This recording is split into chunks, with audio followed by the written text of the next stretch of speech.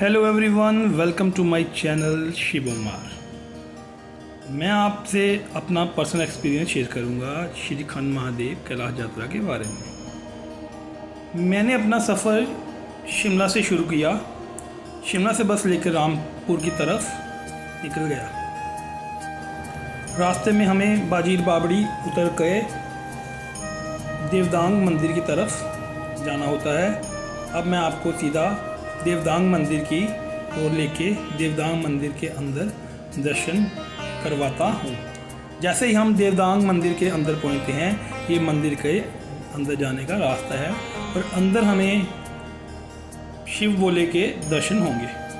यहीं पे भस्मासुर ने तपस्या की थी और शिव भोले जी से वरदान मांगा था। जय भोले।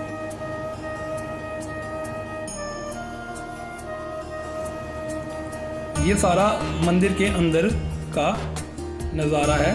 यहाँ पे हम लोग बाबा भोले के दर्शन करके आगे बढ़ते हैं। यहीं पे पंडित बैठ के हम लोगों ने भगवान की ओर ध्यान दिया। उसके बाद हम लोग आगे की ओर चल दिए।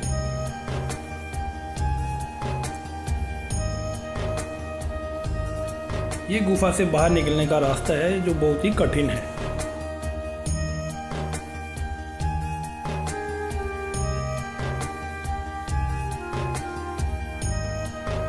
मंदिर के दर्शन करने के बाद हम जाऊं विलेज की ओर निकल गए।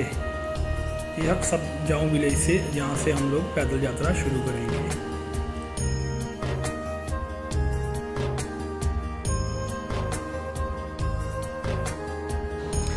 जाऊं विलेज में आपको वॉशरूम और खाने की भी फैसिलिटी मिल जाती है। जाऊं में भी हमें ये लंगर की फैसिलिटी भी मिली थी, जो फ्री खाना अवेलेबल कराते हैं और बड़े प्यार से ही हम लोगों को खाना खिलाते हैं।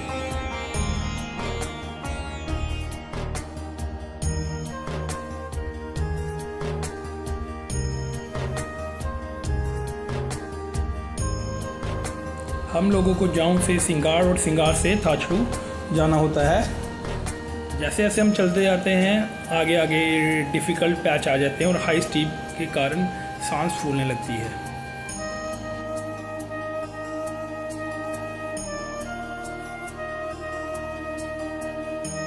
अब आप देख सकते हैं कि कुछ रास्ते तो बिल्कुल प्लेन हैं, आराम से यात्रीगण चलते रहते हैं। इनके साथ साथ हर हर महादेव के नारे लगाते लगाते हम लोग आगे बढ़ते रहते हैं।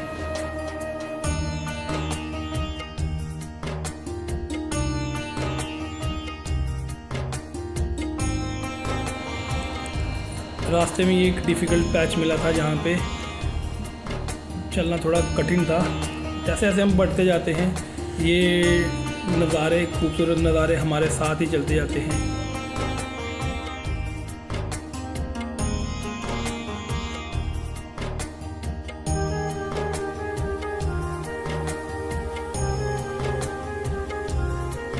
हमें बाबा के दर्शन करने के समय मुझे ये सारे साधुगण संत महात्मा मिले थे।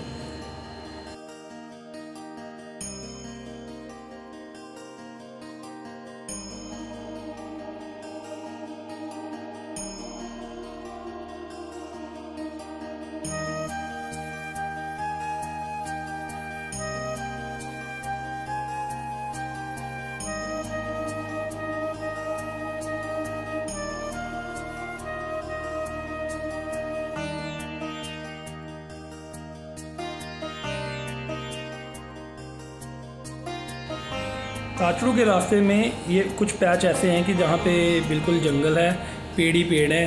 रास्ते भी दुर्गम है, ऊपर नीचे फिसलन है, क्योंकि जैसे जैसे कई बार मौसम चेंज हो जाता है तो मिट्टी की वजह से हल्के क्राउड चलने की वजह से लोगों के यात्री जो चलते हैं वहाँ पे थोड़ा मुश्किल। आप देख सकते हैं जो यात्री गए हुए हैं वो कैसे धीरे धीरे नीचे उतर रहे हैं। यही मुश्किल है, टफ है, पत्थर हैं, पेड़ पौधों की वजह से भी मुश्किल होता है। कई बार तो ऐसा होता है कि आदमी खुद ही फिसल जाता है, क्योंकि पत्ते होते हैं नीचे, पता नहीं होता कि पानी है कि क्या है।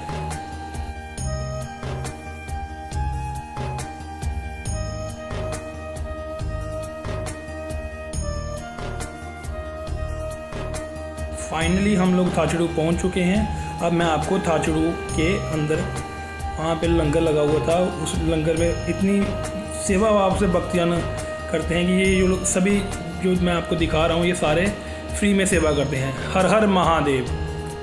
थाचड़ू में जो छोटा टेम्पल बना था उसकी हम आरती कर रहे थे वहाँ पे और उनको भोग लगाया।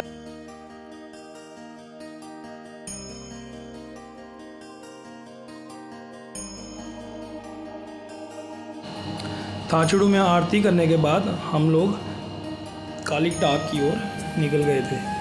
रास्ते में कभी कभी ऐसा होता है कि धुंध आ जाती है। धुंध आने के चलते चलते कई बार ऐसा भी लगता है कि आपको सडनली लगेगा कि ये धूप कहाँ से आ गई। धूप धुंध मौसम इतनी जल्दी चेंज हो जाता है कि हम लोग सोच भी नहीं सकते बारिश कब आ जाए। लेकिन जो खूबसूरत नज़ारे मैंने देखे हुए हैं वो मैं कोशिश करूँगा कि आपको हर एक नज़ारा दिखाऊँ। कोशिश तो ये भी है कि आपको एग्जैक्ट जो श्री खंड महादेव जी की यात्रा है उसी के बारे में बताऊं, क्योंकि कुछ बार होता है कि हल्का सा क्लिप लोग लेके तो ऐसे ही बता देते हैं। लेकिन मैं चाहता हूं कि बीच में जो आप मेरे को डिफ़िकल्टी लगे वो है। और फाइनली हम लोग काली टाप पहुँच के मैं आपको ये काली टाप का खूबसूरत व्यू दिखाता हूँ। आप देख सकते हैं कि पहाड़ बादलों से घिर चुके हैं। यहाँ पे काली टाप में ये काली माता जी का मंदिर है। काली टाप में पूजा करके हम लोग आगे निकल गए।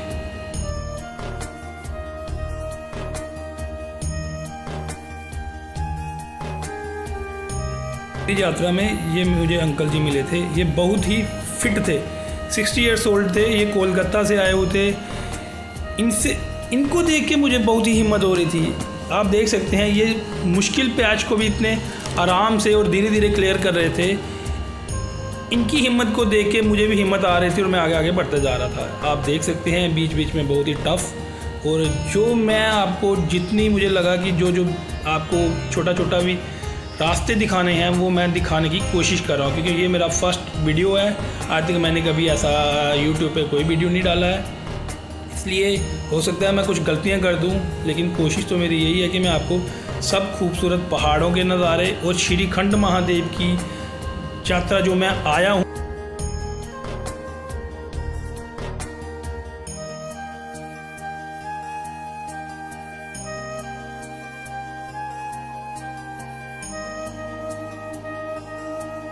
मेरे से फ़ोन भी हिल रहा था, क्योंकि मैंने ये तो वीडियो फ़ोन पे ही शूट किया था, तो उसकी वजह से चलने में काफ़ी दिक्कत हो रही थी मुझे भी। तो मैंने आराम से वीडियो बनाया।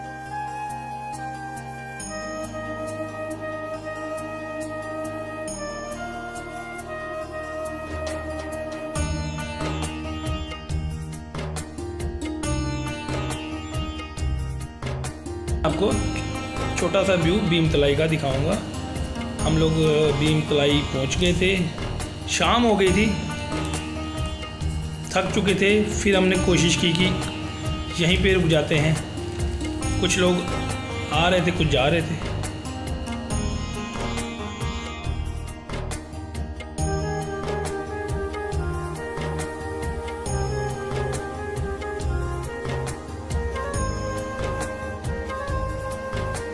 ऐसे रास्ते तो देख के जब मैं जा रहा था तो मुझे भी खुद लग रहा था कि शायद क्या पता मैं पहुंच पाऊँ नहीं पहुंच पाऊँ।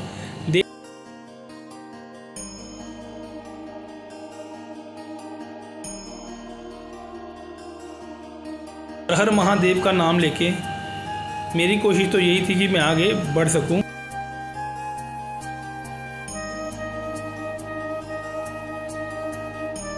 ये कुंचा पहुंच गए हम। यहाँ पे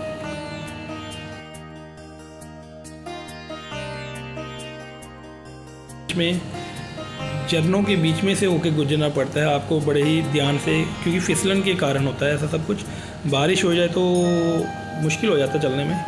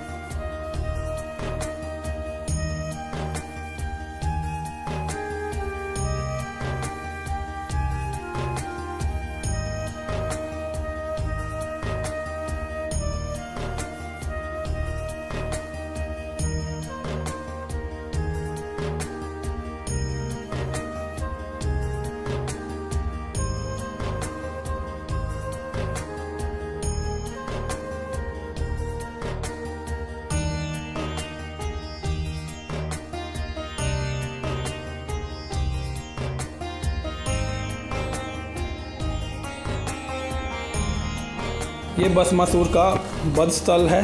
लोगों का मानना है कि आज भी ऐसा लगता है कि यहाँ से खून बह रहा है। आप देख सकते हैं भीम द्वार के पास मौसम बदलता हुआ, अब बिल्कुल धुंध हो चुकी है।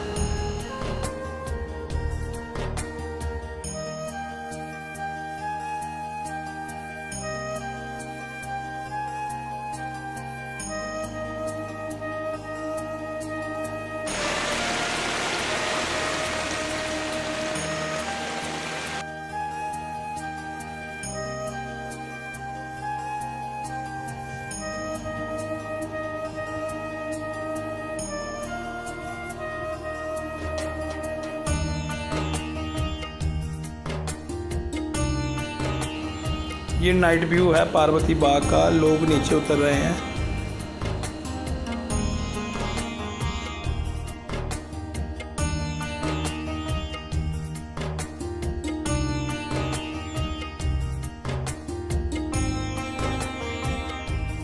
हम लोग 9 सरोवर पहुंच चुके हैं।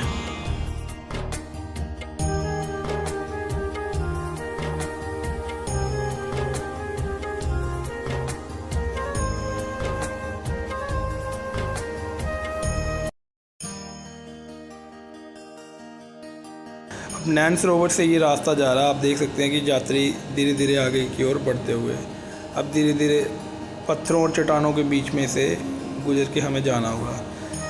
आप देख सकते हैं धीरे धीरे लोग ऊपर बढ़ रहे हैं। यहाँ से भी अभी श्री खंड महादेव बोर्ड तो ऐसा लगा कोई 4 किलोमीटर है। आप कि यहाँ पे 1 किलोमीटर चलने में भी कम से कम 1 घंटा चाहिए। और धीरे धीरे आगे बढ़ रहे हैं।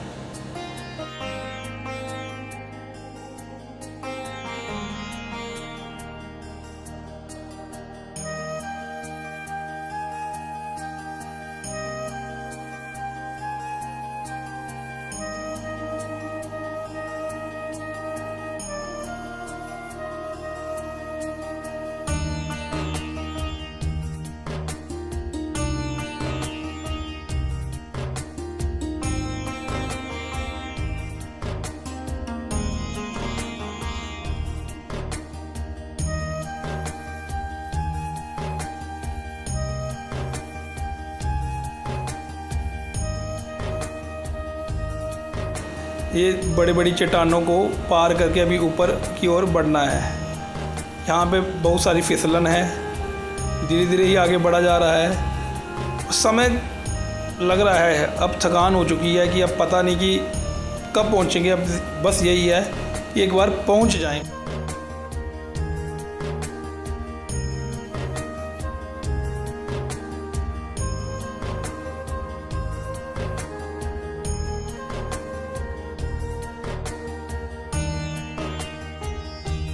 बादलों से गिरे श्रीखंड महादेव के दर्शन करके मुझे ऐसा महसूस हुआ कि मेरी सारी थकान दूर हो चुकी है।